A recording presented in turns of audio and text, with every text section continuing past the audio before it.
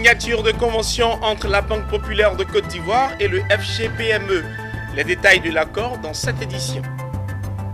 40 jeunes reçoivent des chèques pour développer leurs affaires à l'occasion de la 7e édition du prix Alassane Ouattara du jeune entrepreneur émergent. Vous suivez le journal sur Business 24 Africa. Bienvenue, mesdames et messieurs. Le directeur général de la Banque populaire de Côte d'Ivoire a signé une convention de partenariat avec le Fonds de garantie et crédit aux PME, FGPME.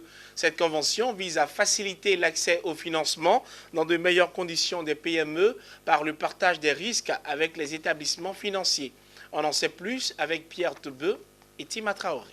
Avec une économie fortement marquée par les PME qui représentent près de 80% du tissu économique, cette convention entre la Banque populaire et le Fonds de garantie et de crédit aux PME, FGPME, sonne comme une bouffée d'oxygène. En Côte d'Ivoire, les crédits octroyés par le secteur bancaire aux PME ne représentent que 19%. Une inadéquation que la Banque populaire et le Fonds de garantie et de crédit aux PME comptent réduire à travers cette convention signée ce 18 novembre 2020. Le directeur général de la Banque populaire de Côte d'Ivoire, Issa Fadiga, détaille quelques lignes de la convention. Aujourd'hui, cette convention règle définitivement certaines problématiques qui se posent aux banques dans le cadre du financement des PME. Elle apporte un taux d'intérêt qui est abordable, 6,5%. Vous savez que l'une des problématiques posées au quotidien par les PME, c'est justement les taux d'intérêt qu'ils trouvent et les coûts des crédits qu'ils trouvent encore trop élevés. Ce sont des crédits et des financements qui iront sur des durées de 0 à 5 ans. Le fonds de garantie apportera sa garantie pour 80% des garanties qui sont demandées par les banques et donc par la Banque populaire, ce qui est encore une solution et une réponse à une des problématiques des PME qui estiment que les banques leur demandent trop de garanties. Pour le Fonds de garantie et de crédit aux PME, cette convention permettra de renforcer la capacité des PME et s'inscrit dans le cadre de la création de la synergie des structures étatiques afin de mettre en application la politique sectorielle du gouvernement. C'est très facile d'accéder au Fonds de garantie des PME.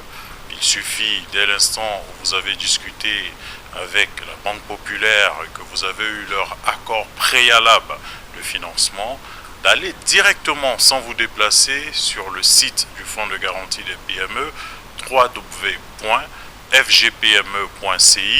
et de soumettre votre demande de garantie. Nous vous répondons dans un délai maximum de 5 jours, à partir duquel, quand nous marquons notre accord, la Banque populaire ensuite est informée et elle prend la relève pour vous accorder le crédit ou le prêt souhaité. Pour un effort personnel pour la PME de 10 millions de francs CFA, elle peut obtenir un crédit de 100 millions de francs CFA auprès de la Banque populaire, notre partenaire. La Banque populaire de Côte d'Ivoire se propose également à travers cette convention de mettre à la disposition du fonds son vaste réseau de 73 agences sur le territoire ainsi que ses cars banques mobiles et ses solutions adaptées à toutes les cibles en vue du financement des PME. L'État de Côte d'Ivoire a décidé d'investir dans sa jeunesse. À travers la 7e édition du prix Alassane Ouattara du jeune entrepreneur émergent, ce sont 40 jeunes, tous détenteurs de projets innovants, qui ont bénéficié de chèques afin de développer leurs affaires.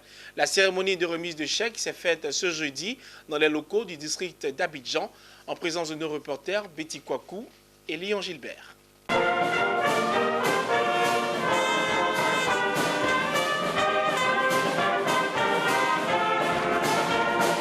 Standing ovation pour ces 40 jeunes lauréats du prix Alassane Ouattara du jeune entrepreneur émergent.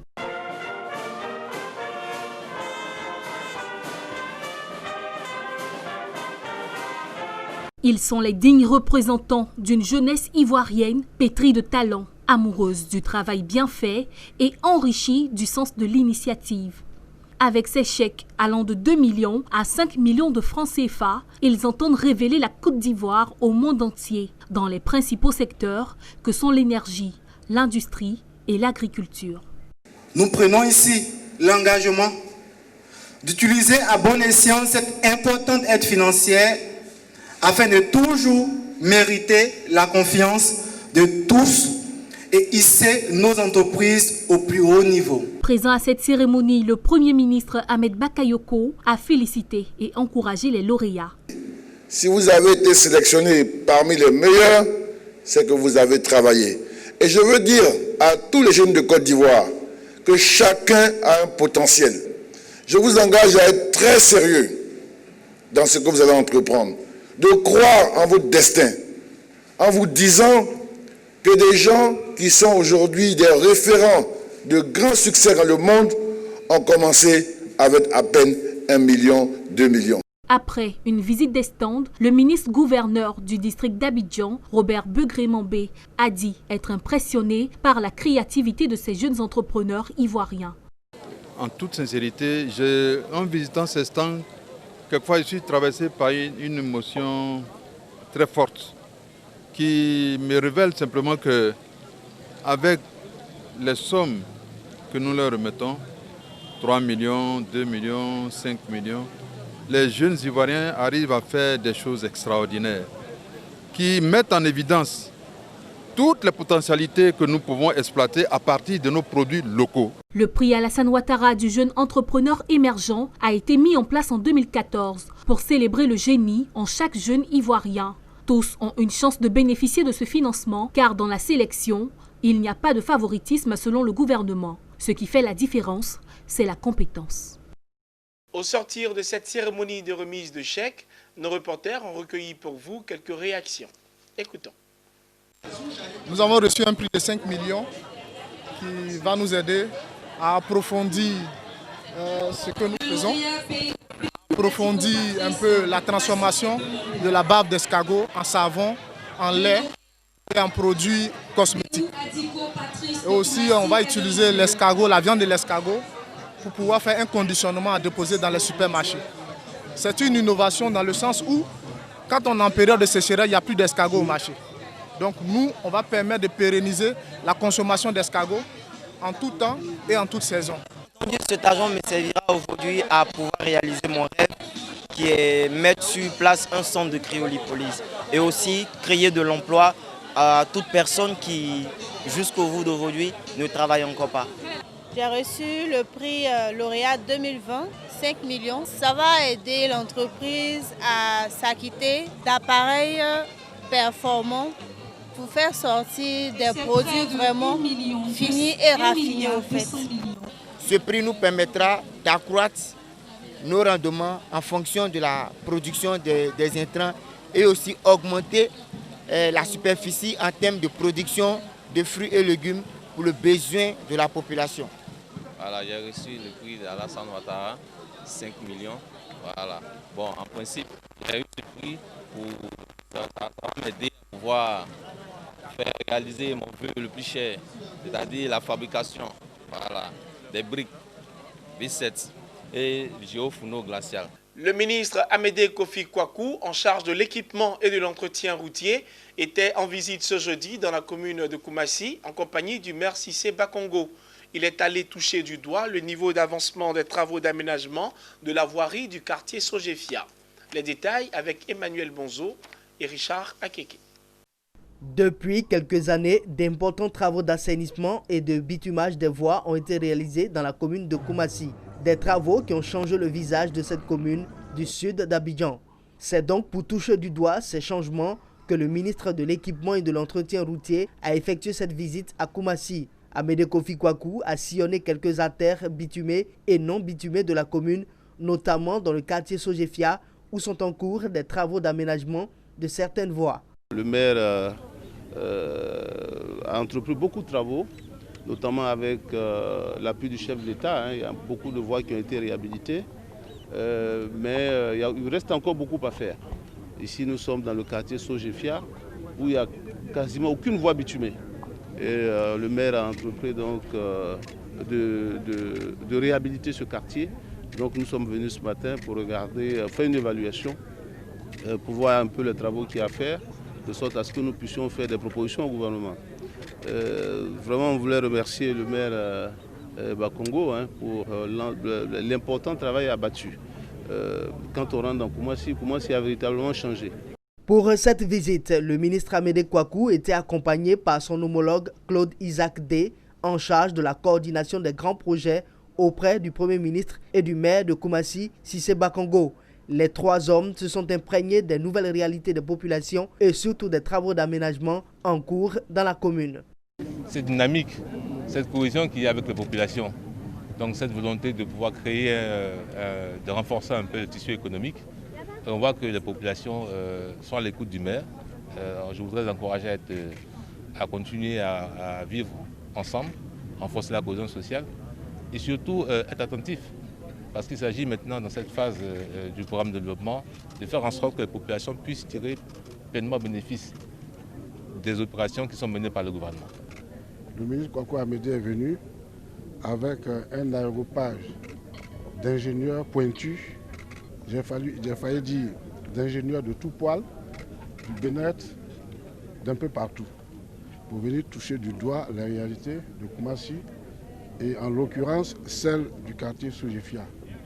Il a dit, le ministre Kouakou Amédée, la Soujefia est un quartier que j'ai failli qualifier de quartier martyr, oublié de tous, et pourtant où des Ivoiriens vivent. Je voudrais vraiment leur dire merci, mille fois merci. La visite du ministre de l'Équipement et de l'Entretien routier s'inscrit dans une phase d'évaluation des projets réalisés à Koumassi. Il s'agissait surtout pour Amédée Kofi Kouakou de voir dans quelle mesure son ministère pourrait appuyer la municipalité de Koumassi à l'achèvement des travaux en cours d'exécution dans la commune. Malgré un environnement marqué par la crise sanitaire de la Covid-19 en Côte d'Ivoire, la session 2020 du brevet de technicien supérieur BTS s'est déroulée dans des conditions acceptables. C'est ce qui ressort du rapport relatif à l'organisation de cet examen à grand tirage. Récemment, le rapport a été officiellement présenté et remis au ministre en charge de l'enseignement supérieur et de la recherche scientifique, Adama Diawara. Le reportage est signé Zeynab Dosso et Lyon Gilbert. Mission accomplie. Après une année académique écoulée dans un contexte dominé par la pandémie à coronavirus, voici le rapport relatif à l'organisation du brevet de technicien supérieur BTS, symboliquement présenté aux enseignants et remis au ministre de l'Enseignement supérieur et de la Recherche scientifique, professeur Adama Diawara. Au menu de ce rapport, le bilan de l'organisation pratique du BTS, les réaménagements techniques, administratifs et organisationnels faits en raison de la crise sanitaire liée à la Covid-19. La Côte d'Ivoire, à l'instar de tous les pays touchés par cette crise sanitaire, a dû mettre en veille les activités du secteur éducation-formation. Par conséquent, réussir l'organisation d'un examen à grand tirage comme le BTS dans un tel contexte relève d'une gageure. Cependant, nous avons ensemble pu trouver les moyens nécessaires pour relever ce défi en organisant dans des conditions acceptables la session 2020 du BTS. Le ministre de l'Enseignement supérieur et de la Recherche scientifique, professeur Adama Diawara, a affirmé sa gratitude face aux efforts consentis par le comité de pilotage et l'ensemble du corps enseignant dans l'organisation de l'examen du BTS tenu le 7 septembre 2020. Il a saisi l'occasion pour annoncer des perspectives pour un enseignement supérieur de qualité. Aujourd'hui, plus de la moitié des effectifs des bacheliers est orienté dans les filières de type BTS. Il nous apparaît donc urgent d'améliorer l'offre, la qualité et l'efficience des formations professionnelles de courte durée. De là, notre volonté d'aller à une réforme de cet examen national à grand tirage. De fait, notre ambition est de rénover l'offre de formation de BTS pour accompagner les transformations économiques de notre pays par la révision des spécialités et des contenus de formation ainsi que la formation des enseignants et la mobilisation d'une pédagogie plus active. Le ministre entend également appliquer une réforme du BTS basée essentiellement sur l'adéquation, la formation et l'emploi des jeunes pour renforcer la crédibilité de cet examen à grand tirage.